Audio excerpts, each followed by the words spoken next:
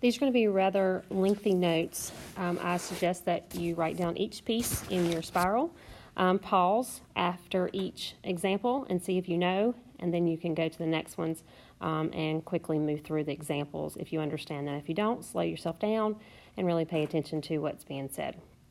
So we're going to talk about slope-intercept form. We've introduced this a little bit. We know this is y equals mx plus b, where we know the slope and we know the y-intercept. Y-intercepts are always written when x is 0 as a coordinate pair. So this works best when you know the slope and you know the y-intercept. The short for this is called SIF, or slope-intercept form. Slope that you know, y-intercept that you know, and the form as so forth. So we have a few levels on this. There are 5 levels. We'll start at level 1. Level 1 is you have to look at the equation in slope-intercept form and be able to state what is the slope and what is the y-intercept. So in the first one, y equals negative 2x plus 1, we can look at where our x is. Right beside of our x, we will see that we have our slope. So our slope is a negative 2. Our y-intercept is always when x is 0. It's where it's hitting the y-axis, and that is in our b part, and it is 1. So we write that as 0, 1. That's the point where the y-intercept, or we can state it as y-intercept is 1, positive 1. For b, y equals negative 3/4 plus 7/6x. Notice that this has been written backwards, where the y-intercept is first and the slope is written second. So we still look beside where the x is. We say our slope is 7/6, and our y-intercept is negative 3/4, or as a coordinate, 0, negative 3/4. Example C, y equals 4/5 x. There is nothing added to that or subtracted from that, so that should tell you that your y-intercept is 0. It's going to hit at the origin, which means it's going to hit at 0, 0, and our slope is 4/5. Up 4 and right 5. So that's a positive 4/5. All right, level 2 is you have to be able to write an equation when given the slope and the y-intercept. So you have to remember that you're going to put it into y equals mx plus b form. So if you know the slope, you place it into where the m is. So y equals 3/8 x. And then you know the y-intercept is a positive 6, so it's plus 6. B is a star. It gets a little bit trickier. You're given the slope and you're given a point that the line passes through. If you'll notice on this point, this is written as a y-intercept. So we would know y equals our slope, negative 3. Place your x. And this is a positive, so plus 4. You've now taken it and written into an equation. On example C, it's a little bit different. You have a fraction. Sometimes they will not write them as a point. They'll say passes through the y-axis at. You've got to realize they're talking about the y-intercept. So y equals 1/4 x, and this is a negative 3/8 slope, so, or a y-intercept, so we do a negative 3/8. Of course, you could do plus a negative. It's not really necessary. All right, level 3, you have to be able to graph it. So they'll give you the slope-intercept form, y equals negative 3x minus 1. You should be able to quickly pull out what the slope is. So in this case, we know it's a negative 3, and we know our intercept is a negative 1. So we know that it's going to hit at a negative 1 on our graph. And we also know that it's going to have a slope of negative 3. So think about what that means. If you want to extend that slope, we have a negative 3 over 1. So we know the slope's going to be going negative, so think about what that would look like on a graph. That's the same thing as saying a positive 3 over a negative 1 as well.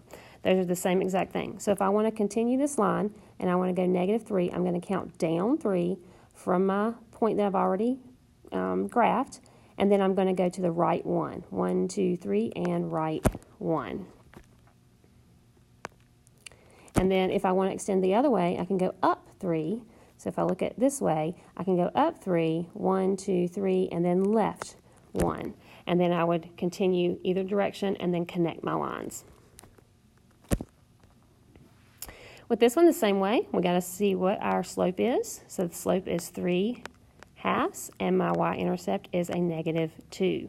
So we're going to look and find our -2 intercept first and place a point on a graph, and then we're going to think about what does that mean for my slope. So this is a 3, up 3, and right 2, or if it's a negative and a negative, those still cancel out and make a positive, so I can go down 3 and left 2. So we can plot our points for there. So I'm going to go up 3, 1, 2, 3, and to the right 2, 1, 2, and there's a point. 1, 2, 3, and right 2, 1, 2. There's another point. I can continue that. If I want to continue the other direction, start from my y-intercept, go down 3, 1, 2, 3, and then the left, 1, 2. 1, 2, 3, and the left, 1, 2. And then connect my line. Third example here, make sure that you understand how to do this. This would be our slope is 1/3. Our y-intercept is 2. I'm going to go ahead and quickly graph 2, and then up 1, 1, 2, 3, up 1, 1, 2, 3, or I could go down 1, and then to the left, 1, 2, 3, down 1, 1, 2, 3, and then connect my lines.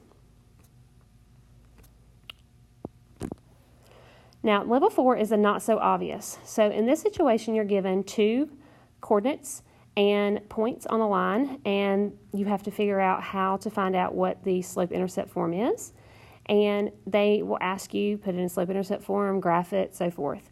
You can graph it and find out what it is, or you can first think about, what do I need to know to write it in slope-intercept form? Well, you need to know the slope, and you need to know y-intercept. So the first thing you can do for this one is actually use the y2 minus y1 over x2 minus x1 to find your slope.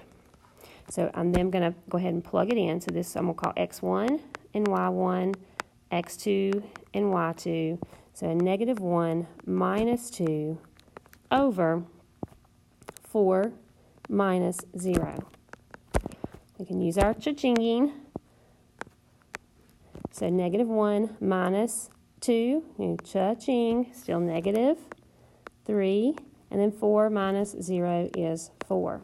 So our slope is y equals -3/4 x, and then we don't know what b is, so we've got to see what will work for b. So we're going to call this a plus b. Now we're going to pull in one of our points to solve for b. I'm going to use whatever looks easier. I like the one with 0 in it, because if I plug in a 0, I can easily see. So I'm going to plug in. So if x is 0, and then that means that my y has to equal in this situation 2. So -3/4 times 0 is 0. So now I know that b is 2. So now I take what I know, that's my y-intercept, so y equals -3/4 x plus 2. This would be your equation in slope-intercept form from these two lines that they lie on. This is a 3-star. Try it and see if you can put this in slope-intercept form.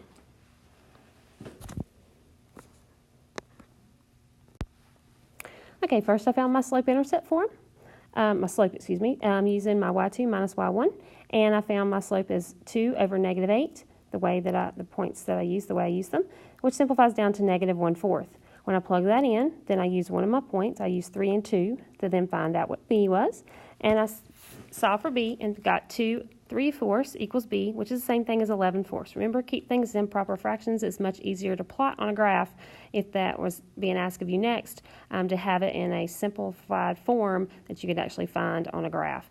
So then we would have our final answer is y equals -1/4 x plus 11/4. Pause the video and try this one. All right, you see that I found my slope first. I got 2 is my slope. Plug it back into my equation, and then I used the -6, 5 as my point. So when x is -6, y should be 5, and that way I found my y-intercept of 17, and then wrote it into my formula, y equals 2x plus 17. Remember, when you're given 2 points or coordinates, you got to ask yourself, do I know the slope? Do I know the y-intercept? If you don't, you need to find the slope first. Then, once you find the slope, you can plug it into the y equals mx plus b format, along with one of the coordinates that were given, and that will allow you to find the y-intercept. Then you're able to rewrite the whole equation in standard slope-intercept form. This one is a good 6-star, so pause the video and see if you can do this one by graphing. And so we've done a little bit of this before, so remember this is kind of a not so obvious, so I want you to try and see if you can graph this one. All right, so if you've gotten your 2 points on there, now, and you connect those, that's great, you've got it graphed. Now take and change it into a slope-intercept form. All right, your answer should be y equals negative 1/4 x plus 7/4. How did you do? If you did not get it right, go back and double check your work. Find slope first, then plug it in to slope-intercept form, then use one of the points that you were given to solve them for b, and then rewrite into slope-intercept form. We're going to go to level 5, which is switching between the forms. So you're going to start with the form, maybe in slope-intercept form, and be asked to change it to standard form. We talked about standard form the other day, the notes previously. So if you don't remember, go back and look in your spiral for that. Slope-intercept form is the y equals mx plus b, which is written y equals 3/4 x plus b, and standard form is written as ax plus by equals c. So we're going to change between the forms. Pause the video and see if you can change between this form. All right, so the first thing I did is clear the fraction, and I seen the denominator 4 because I know I want to get the x's and the y's on the same side.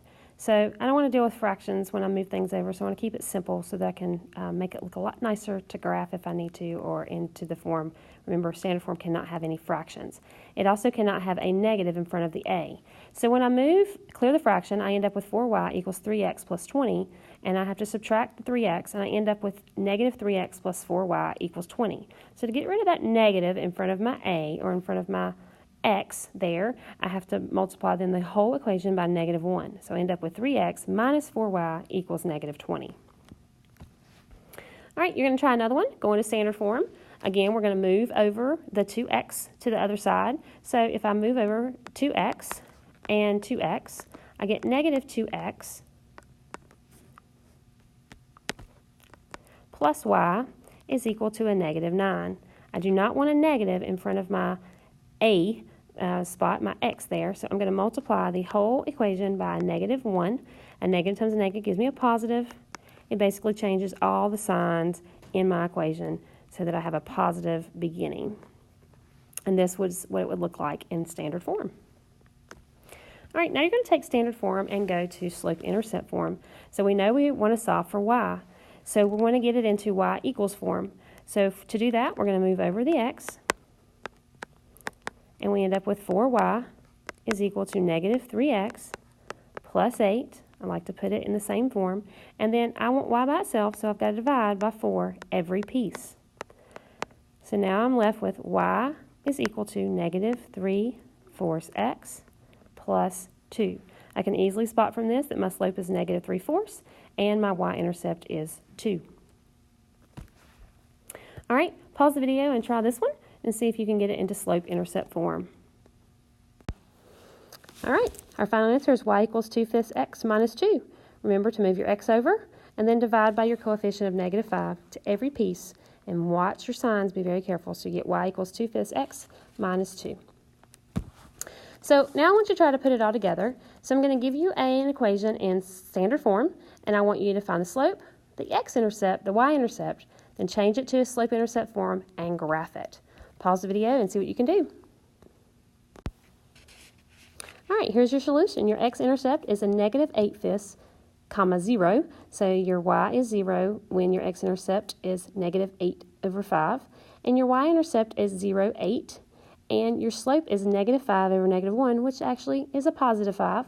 So in our slope-intercept form, we would have our final answer is y equals 5x plus 8.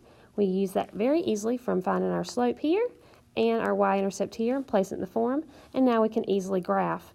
So you can take any of the points that are very easy. Obviously, I would pick the 0, 8 to put on my graph first because it is very difficult to graph a negative 8/5. You don't know exactly where that is. It doesn't go through a distinct point that's easily to graph. So be careful with that.